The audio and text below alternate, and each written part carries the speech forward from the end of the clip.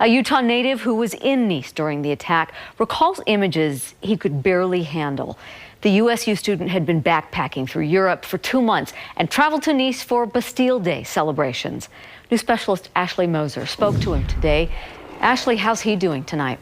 Well, Didi, Matt Serrar is still recovering from what he experienced last night. The Bountiful resident was only about a block away from where dozens of people were run down. He's only been in Nice for 2 days, but what he witnessed in that time is something he says, unfortunately, he'll never forget.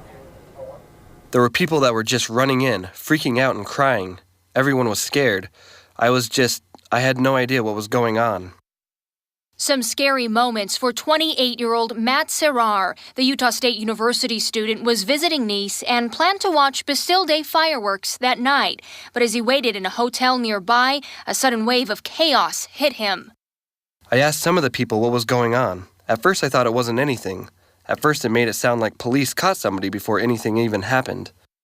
But that wasn't the case. Serrar says police ordered him to stay inside, but his curiosity got the best of him. I could just see bodies lying in the street, just dead bodies everywhere, and I just couldn't handle seeing just the awful scene that it was. Images he says he'll never forget. Investigators say the driver of this white truck was fatally shot by police after he plowed through a crowd of people. Serrar said he would have been one of them if he didn't follow his intuition early that evening. I was just there, sitting there, planned to watch the fireworks, but something in my gut said to get in the building. He says crowds were stuck indoors for hours, but today he emerged from his hotel and walked the strip where dozens were killed, snapping this picture of a makeshift memorial. The feeling along this route, one he hopes he'll never experience again. There were flowers everywhere. There was a collection of shoes. You could just see a collection of clothes laying around everywhere.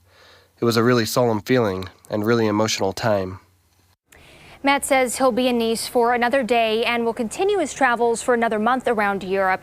He says he won't let the person or people behind this attack take that away from him, too. Back to you. Such powerful images and accounts. Ashley, thank you. Keith?